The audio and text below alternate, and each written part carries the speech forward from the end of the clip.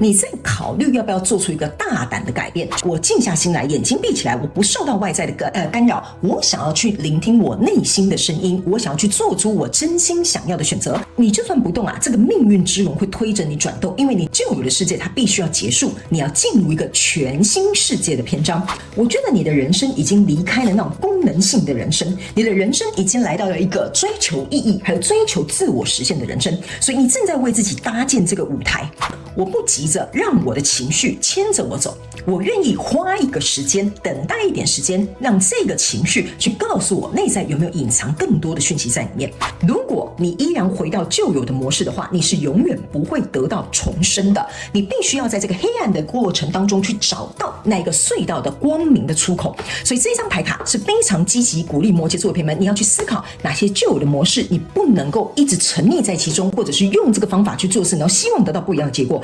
Hello， 摩羯座的朋友们，大家好，我是 Jane。今天这个影片呢是要给摩羯座的朋友们的正能量运势牌卡解读哦。那正能量运势牌卡解读呢，没有任何时间上面的限制，所以如果你不是在我们首播的时候看到这一则影片，我会建议你呢以当下的季节为主，或者是前后推敲3个月的时间，通通都可以。影片下方资讯栏有详细的影片使用说明。那当然呢，我也相信什么时候看见就是最适合你的时间，所以呢，你也可以不需要拘泥时间点去享受这些讯息为你带来的协助就可以了哈。好，那我们今天呢，一样在要准备进入到这个正能量运势牌卡解读之前，会来跟大家分析有关于这个整体的架构跟流程啊。首先呢，正能量运势牌卡解读会分为上半场跟下半场。那目前我正在洗牌先牌的部分呢，也就是我们上半场的部分。上半场的部分我们会讲到3个面向。首先呢，会来跟大家说明有关于各个月份的能量场的一个轮廓。那接下来在第2个部分呢，我们会来看看在这一季你会在哪些方面或者是在哪些面向呢会感到内耗。第3个部分，如果你希望这一季可以运转的很顺利的话呢，你需要拥有的内在力量又是哪些 ？OK， 紧接着我们就会进到下半场的延伸牌卡解读。那在下半场的延伸牌卡解读，我们会分为5个部分。第1个部分，我会请宇宙直接来验证我在上半场要告诉你的讯息的内容，包含我们会去分析有关于症结点、细节，还有可能会发生的事件。第2个部分，我们会来看看在各个季度的过程当中，你有哪些必须要能够去就是更改或调整的一些旧有的模式。那第3个部分呢，我们会一起来看看有关于在各个月份呢，你可能会遇到哪些卡关的点。那我们先来超前部署一下，好不好哈？那第4个部分，我们就是会来看看在各个月份呢，在这一季的过程当中，你会拥有哪些全新的能力。最后第5个部分是大家最喜欢的天使跟宇宙传讯的部分，就是呢，会来听看看透过传讯者我，宇宙跟天使有什么样的讯息，希望我用口说表达的方式来告诉你，好吗 ？OK， 好。那以上报告完毕，我们就准备要进入你的能量运势牌卡解读了哈。那在这一季的这个能量运势牌卡解读呢，我跟新来的朋友们说明一下哈，等一下我在说明的过程当中，我会讲第1个月跟第2个月还有第3个月，这并不代表是今年的1、2、3月份，而是这个季度你看影片这个当下的首月、次月跟末月，好吗 ？OK， 好，那以上就请这个摩羯座的朋友们给我一点时间，让我去感受你能量场上面的呈现跟细节哦，好，请稍后哦。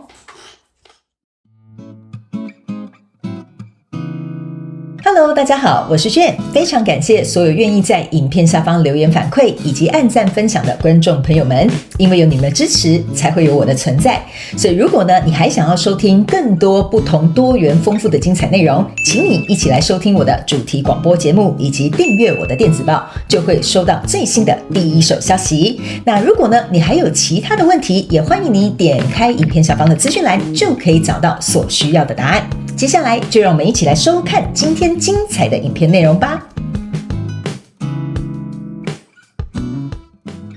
OK， 行，我个人会感觉呢，摩羯座的朋友们在这个季度的过程当中呢，我认为你会思考一个新的去向，但是这个新的去向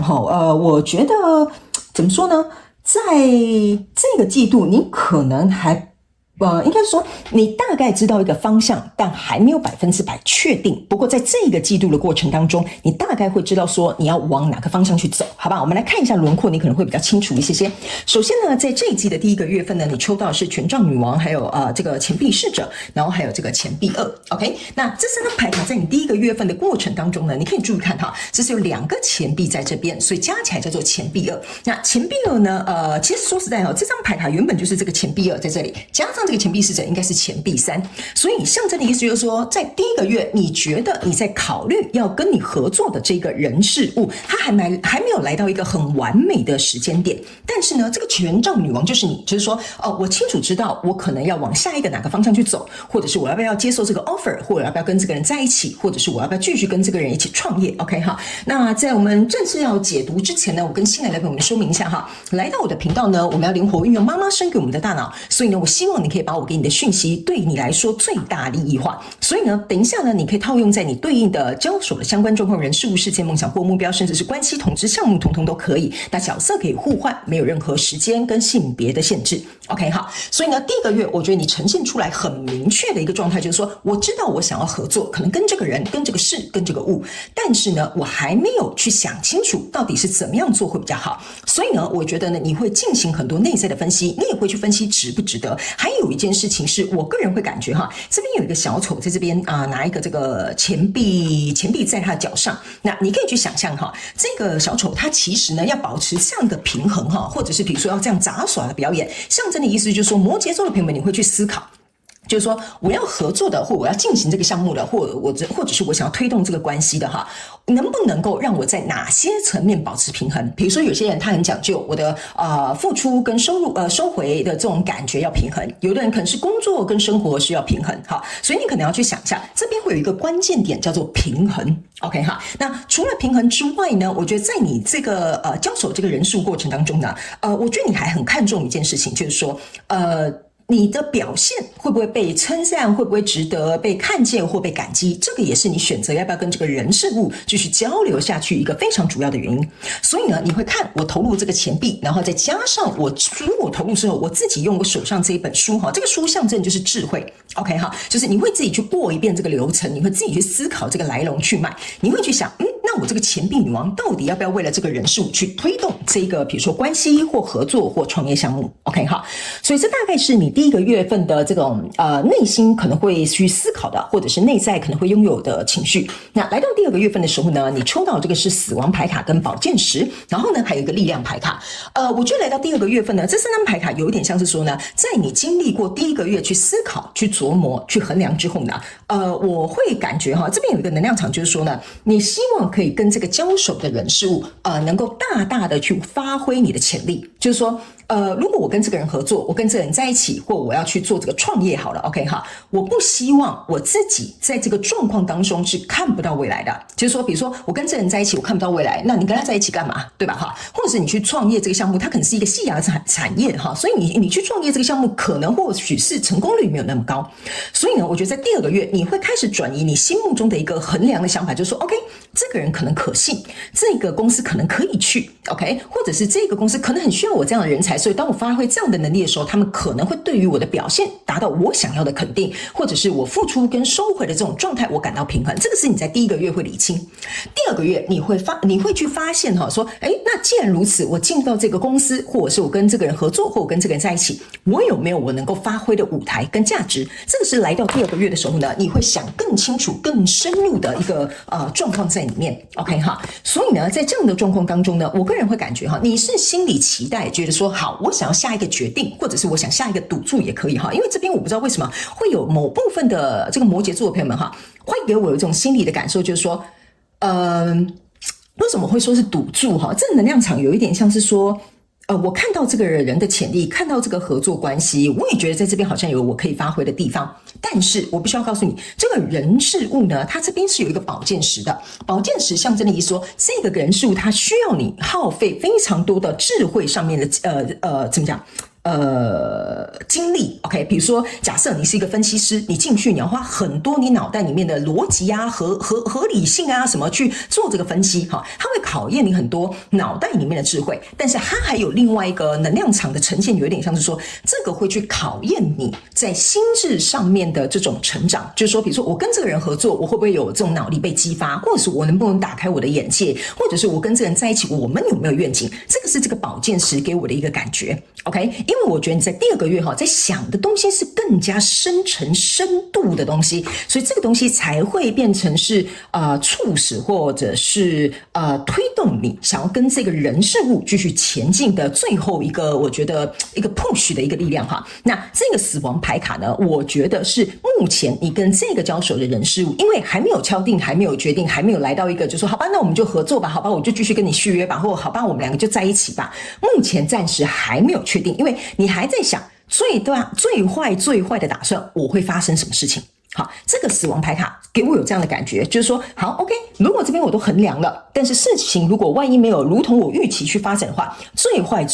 我会遇到什么样的状况 OK 好，所以来到第3个月的时候呢，为什么我会跟你说你在做这个决定大概有一个苗头，但是还没有100%肯定，原因是第1个月跟第2个月你会思考很多这方面的东西。那来到第3个月的时候呢，你抽到的是这个圣杯6跟权杖5还有这个 Temperance 这个象征的意思就是说呢，这边有3个圣杯力在这里，你在思考第3个月，我个人会认为这个可能是你要提出或答应对方的一个 deadline， 就是说这可能是一个截止日期，就是说我要不要跟这个人续约，我要不要跟这个人在一起，或者是比如说我到底要不要去推动这件事情这大概是你最后的期限了 OK。 那在这个期限的过程当中，这边有个 Temperance， 这个 Temperance 是拿一个水瓶，他打算要去灌溉这个圣杯3，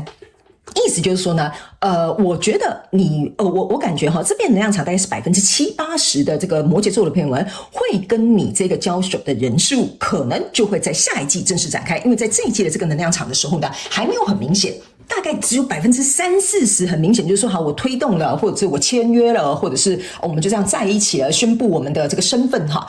我觉得大概只有30-40%人会在这一季确定，大概有70-60%会在下一季才会出现。OK 那这边有2个权杖2但这张牌卡其实是权杖5那他们要告诉你的一件事情就是说，为什么你到第3个月你觉得好，我想去做，但是可能推动的速度有点缓慢的原因，就是因为你可能还是会跟这个人事物去商量一些你们接下来要去经营的方向，或者是要走的一些细节，或者是比如说去谈一些条件这就是为什么这2个人在这边打斗，就是说好，既然我们2个要合作，我们要从权杖5走到权杖6，就是说我们2个都要成功对你我都有利，或者是我们都双赢，还有哪些细节我们需要谈定 OK。 所以这个权杖2在这里呢，象征的也是说我们还在瞄定一个新的方向，我们还在谈这些条件，我们还在说一些细节OK 所以呢接下来呢，我们到下半场延伸牌卡解读，我再细细跟你分析一些关键点、症结点，或者是可能会发生的事件，好吧？我先给你一个轮廓 OK。 那接下来我们来看另外一个地方另外一个地方呢，在这里我们要来看看在这一季你会在哪些状况或哪些面向当中去感到内耗，好吧 OK 首先呢，这张牌卡是尽力跟疲倦我个人会感觉某部分应该是只有5-10%左右的摩羯座的朋友们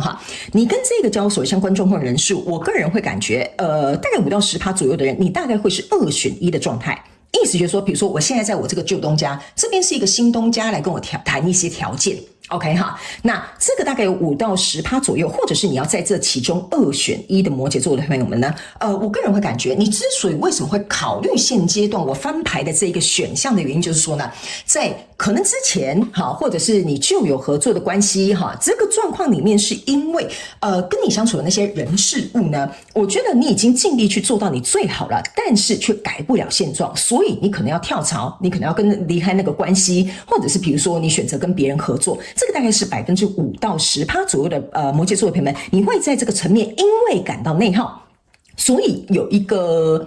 所以我觉得有点像说这个内耗它其实没有不好，它反而是 push 你了往一个新的方向去走 OK。 但是这也是一种内耗，好不好？所以我还是要告诉你，因为呢你会觉得旧有的那个人事物呢，很像是一条很长的要叫那个跋山涉水的道路才能够穿越这片雪山所以对你来讲，你觉得很累，跟这种人相处很累，跟这种人沟通很累，跟这种人共事很累 OK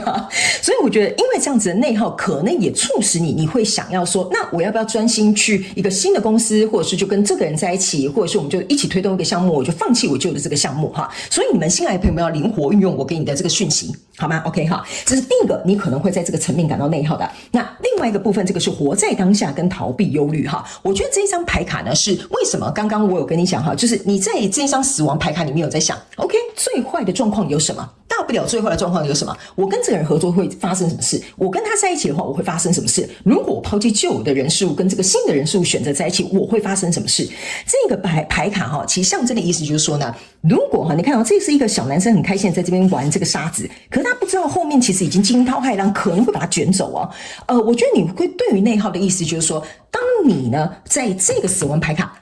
有点能量场有点像是游移太久的话哈，你反而就会感觉到内耗。意思就是说，你越活在当下的话，你就越不会内耗。你越担心、越害怕、越紧张，或者是越去考量未来的一些发展的话呢，其实你反而会造成自己的内在的一些冲突。OK， 那这个内在冲突不是不好的哈，这个内在的冲突是代表说你要去想，有一些东西我们是没有办法去预测未来的，所以你硬是要去预测一个未来的话呢，你是没有办法专注在这个当下你所处的这些状况跟条件当中。你可以在第一个月、第二个月去做一个分析，第三个月可能谈一些条件，但是你没有办法100%去掌握说 OK， 就算我想这么清楚跟这个人谈条件，那未来一定会100%一样。如果你是这样想法的摩羯座的朋友们，你就会在选择或者是在犹豫或者是要取舍哈，比如说你是有旧的状况的时候，你在这个取舍你就会很内耗。好吧 ，OK 哈，那呢，另外这张牌卡叫做仔细跟挑剔 ，OK 哈，那仔细跟挑剔的意思就是说，因为摩羯座的朋友们，你在这个月份呢，如果要决定跟这个人事物进行一个交手的话呢，我觉得哈，这个内耗不是来自于外在，我觉得你的内耗都是来自于内在。你的内耗就是说，那这个新的对象真的够好吗？这个新的工作到底给我的条件有没有符合我的想象啊？哈，或者是其实我觉得应该还可以再怎么样啊？这个状况会让你很内耗，为什么呢？因为其实我会感觉哈，这个新的这个或者是比如说你现在在考量的这个人事物呢，它其实本质状况是非常好的，只是呢，它里面当然不可能100%完美，所以如果你硬要鸡蛋里面挑骨头的话，你会很内耗的。你可能会想，那如果你刚刚讲的那个我觉得不 OK， 那以后要怎么改哈？或者是那你刚刚提到的那些，我觉得不是我听了，我觉得好像不是很符合我想要的。那我们打算怎么做哈？那我不是叫你不要去谈，我不是叫你不要去说清楚讲明白，我的意思是说。有些时候你要抓大放小，如果你能够抓大放小的话呢，你自然就不会内耗。如果你太过于仔细挑剔的话呢，那这个状况我必须要告诉你哦，你这一季的内耗都是来自于你自己内心的想法或心态，或者是你自己的犹豫。OK 哈，所以呢，我们来看看，如果你希望这件事情在这一季转动很顺利的话，你内在的力量应该要具备哪些 ？OK 哈，来，我先跟接下来的朋友们讲一下哈，我不是一个按照牌阵牌意哈去解释的一个人，所以你可以参考这些讯息，但是我会翻译这个能量场给你听哈。我个人会感觉呢，这两张牌卡哈，有一种呢跟这个活在当下的这个能量场有点像，就是说，既然今天命运推动我到这个位置上。OK， 一定有它的原因。那当然，我不是要叫你盲从或信任什么宇宙或观世音菩萨哈。这张牌卡是有一点像说，其实你只要冷静下来去思考，为什么你现在会身处在这个位置，你的内在力量就会出来了，这件事情就会顺利的转动。例如说，假设好了哈，你可能是想要从旧东家跳到新东家，或者是想要离开这段关系，进入到一个新的关系。OK 哈，你去想，为什么你今天会在一个抉择点，会在一个分叉路口？一定是有原因会让你站在这个分叉路口，你只要想这一个原因就好了。其实你的答案很明显就出来，这件事情就会顺利推动的。你在这个1、2、3月份去思考、去谈条件都没有问题，但是前提是你这个点要先出来，才会有后面这些延续。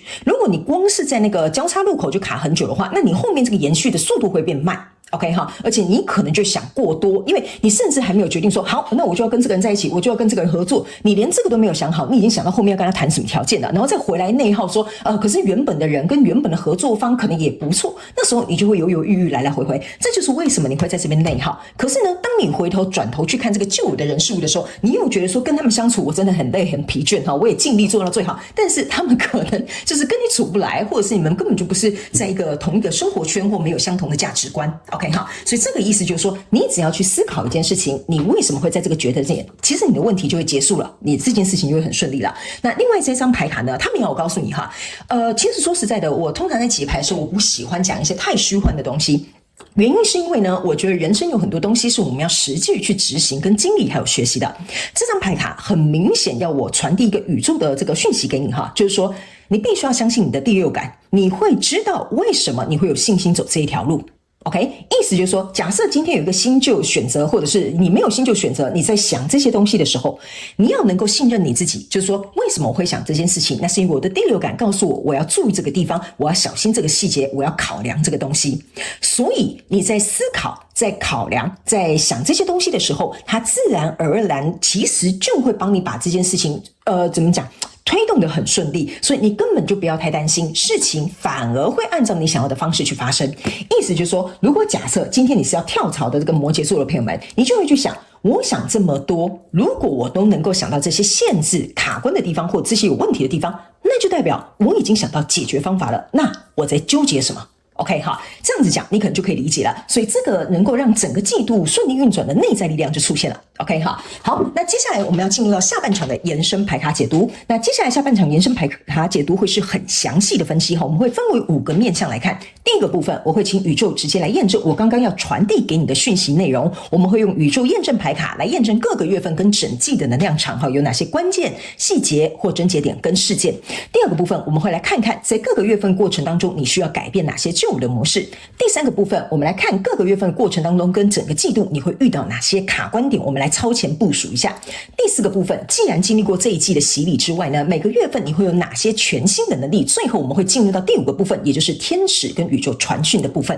OK 哈，好，那如果你也想要来加入我们下半场延伸牌卡解读的摩羯座的朋友们，我们下半场延伸牌卡解读的影片连结就在这一支影片下方的资讯栏第1行，你可以很轻松的去找得到。OK 哈，那我也欢迎你们以行动来支持我们的频道。OK， 那以上半场的轮廓，希望可以为摩羯座的朋友们带来一点帮助，也非常感谢摩羯座的朋友们来收看我的影片，希望你会喜欢。那我们就下半场延伸牌卡解读见喽，拜拜。